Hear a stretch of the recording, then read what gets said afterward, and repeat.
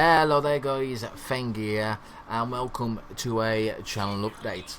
But before we go on with that, the game in the background is of course No Man's Sky. For those of you who don't know what it is, where the hell have you been? And now, but seriously, for those of you who don't know what it is a open universe, procedurally generated space exploration game. It has been hyped up to fuck. It's been in development for quite some time as well. There's a lot of mixed feelings about the game at the moment, which we will talk about. But for those of you who just want to know what's going on with the channel, I'm going to be quite busy over the next few days or so, and the other half also has a few things to do as well, so I'm going to be quite busy all week, so please do not expect any content on the channel this week, which is really sad because I did want to really cover this game, but I might not be able to anyway, which again I'll talk about in a bit. I think I've got one more video to upload anyway. I can't remember if it's a Rimworld or Cataclysm one, because my brain's like a fucking sieve at the moment. Really having problems remembering stuff at the moment. I really am. But yeah, I'll get that up as soon as I can, and I'll get this up probably today as well. Okay, so let's talk about No Man's Sky. Oh boy. So I think a lot of people were really hyped up for this game, maybe a bit too much. It actually sounds really great in theory, you know. It's basically infinite generation, which is fantastic. It's also using a new type of tech. I'm not too sure what the tech's called or whatever. It uses like an algorithm or something stuff like that. I don't know the tech details, you know. I'm not one for doing that. But the game itself is only like 2.8 gig, which I found really odd when I first got it. I was like, really? Only 2.8 gig? Okay, what's missing? Is it an Nexus game or what? So, yeah. Apparently with this algorithm, it makes it so that the space, the saves and stuff, quite minimal. And that's actually really cool because, you know, a lot of procedural generated games, like, for example, 7 Days to Die and stuff like that, they do use up quite a lot of memory. So, you know, it was kind of a bit of a fresh air to see that it's only taken up, you know, 3 gig on my hard drive. That's fantastic. Especially considering I had to buy a new solid state drive because, yeah, my Battlefield 4 wouldn't fit on the other one. It's like 70 gig with all the fucking maps and DLC and shit on it. It's fucking amazing. Ark's the same. Ark's like 50 gigs worth, and they're not even procedural generated. Bloody weird. Anyway, enough about that. So, when I first looked on Steam yesterday to see the reviews and whatnot, you know, I do like to see what's going on with the, you know, games I'm about to play. It had a 32 positive percent positive score, which is really weird. I thought, well, what's going on here? It must be a bad port. It kind of is, sadly. So, a majority of the negative reviews, and I do mean the vast majority of the negative reviews, are about the fact that either the game will flat out not work, or the game is poorly optimized, even though people have got way over the minimum specs. In fact, people with 1080s, the new 1080s, are having problems running this game. So yeah, it's not just us, it's the game. A lot of people are having problems with it.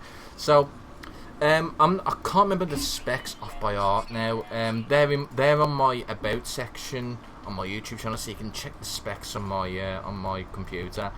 I actually do need to update that since I've now got a new solid state drive. But the gist of it is that I've got a FX 8350 CPU at I think it was 4.7 gigahertz. So my CPU is not the problem here. It's still one of the best ones you can get from AMD, so that's fun. The graphics card is a XFX 7970 HD 3GB Black Edition. It's still considered one of the more top tier ones, so it shouldn't really have a problem running this game either. At least to my knowledge anyway. And you know, it's weird because the game has no recommended specifications. All it has is a minimum, and the minimum is a 7870 from the AMD series, which I'm thinking, that's quite high for AMD ones. So yeah, it's not particularly great. So I'm running it around about, I'm getting on average 40 frames a second. I did actually, for the purpose of this video, I did actually put the frame display, the FPS display on the top left. Unfortunately, it doesn't seem to be working properly. It's giving me gobbledygook. That is not the proper frames per second. So on average, you're looking at 40 frames on this particular spec. Bearing in mind now, Bandicam knocks off around about 5 frames. So in reality, it's roughly between 45 and 50 frames a second. But yeah, that's not really my big gripe with it though. The big gripe with it is the amount of stuttering that happens. A lot of stuttering. I mean completely random stuttering. You saw there was a lot of random stuttering. Absolutely random. And there's no explanation for it. It just happens. I watched some streams last night because I didn't have the chance to play it yesterday. I only really played it today. So I watched some streams last night for the release day.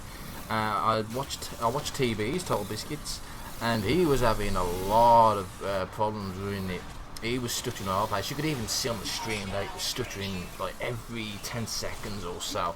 Even worse when he was in the space shuttle. And I mean, I think he's got 1080s as well, so that's weird.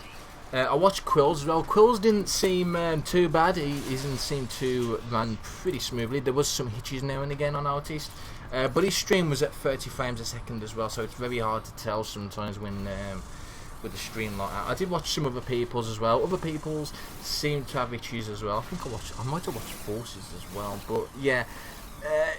A lot of people are having troubles with the game at the moment. There was a day one patch for the Steam version of the game, which apparently fixed nothing. So yeah, there hasn't been one for GOG, which is the one I've got yet. So hopefully there will be a patch for that.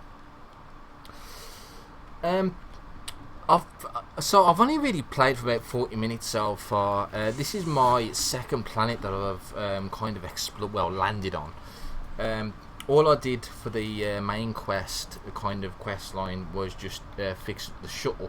Which, I'm going to be quite honest at this point, it was really tedious doing that because you had to find certain materials, and because the game is so procedurally generated, it did take me a long time to get the last bit of resource that I need, and I had to walk quite a bit away from my spaceship, which was a little bit annoying. Especially considering that the game only seems to save when you're exiting your ship. So yeah, that was a tad bit annoying in that respect. But from what I've played, it seems alright. I am having quite a lot of fun exploring and scanning the stuff. I've only just actually learned to scan, so I was like, oh, I'll scan everything. I didn't even realise you could scan rocks. I thought it was just fauna and animal life, but now you can scan rocks as well, which is pretty cool. So yeah, the first planet I was on was more of a foresty planet. It was actually quite, resembled more of Earth, whereas this one is more resembling a mountainous tundra kind of feel to it, although as you can see it is quite looks like there's a lot of heat generated. It's quite like, it's got a quite high temperature. Fucking hell, I can't speak today, can I? Fuck's sake. Alright, so there is actually one more quite big gripe I've got about the game thus far, and I do want to point this out because I noticed not many people have actually mentioned this anywhere. There's a lot of forced mouse acceleration, and you'll actually see here now. When you're actually in your space shuttle, it is a bit hard to actually steer, especially when you're just coming out of hyperdrive and whatnot. But because of the forced mouse acceleration, it can be very difficult to actually aim. You probably noticed that earlier on while I was trying to destroy the Sentinels. I had to keep readjusting every 2 seconds because of that forced mouse acceleration. Now, don't get me wrong, it's fine if people are used to having mouse acceleration, but to be fair, mouse acceleration is more for. I'm not saying it's only for stuff like consoles and controllers, because that's stupid, but it is mainly for those kind of peripherals. So yeah, I can't stand mouse moving. I don't like the fact that, you know, the game kind of takes over your aiming. It's not great. It's not great. But unfortunately, there's no way to get rid of it. You can't. There's no ini files. There is like an XMX file that you can change, but there's nothing about mouse acceleration. And because it's forced, it's, for some people, this is going to be extremely unplayable with mouse and keyboard because of that. You know, you're only moving a set amount. You know, you're only moving half an inch, and it just goes all over the place. You know, it's weird. It's 2016. You know, really, forced mouse acceleration really shouldn't exist, especially on PC games. It really shouldn't. It just makes things. I mean, here, as you can see, I'm having problems here, trying to line stuff up. It's annoying. It's really annoying. In fact, I might have to go ahead and plug a controller in because it's that fucking bad. I actually find that more infuriating than the stuttering. I really do. So I mean, I suppose I have gone on about the negatives of the game quite a bit. I haven't really discussed the positives, but you know, it's just really hard to enjoy a game when, you know, the negatives are that bad. You know, the optimization is piss poor. The forced mouse acceleration I really can't stand, and you know, but I do want to cover the game because, you know, it's still rather unique in that regard. You know, it really is. So I definitely want to think about covering it. I might wait until there's a few more optimization patches before we do that. Oh yeah, here's another example of fucking consoleization. You can't type in a number for stuff like selling or trading, anything like that. You have to hold down the mouse button, and that's the weird thing about the mouse pointer. If you want to go on, if you go to the options one, you have to hold down the left button to do anything. It's really weird, really weird. I've gotten used to it now, but you know, for the first time using it, it was really bad, really bad. But yeah. Anyway, enough about that. I'm gonna leave it there. So guys, thanks for listening. I'll see you next time.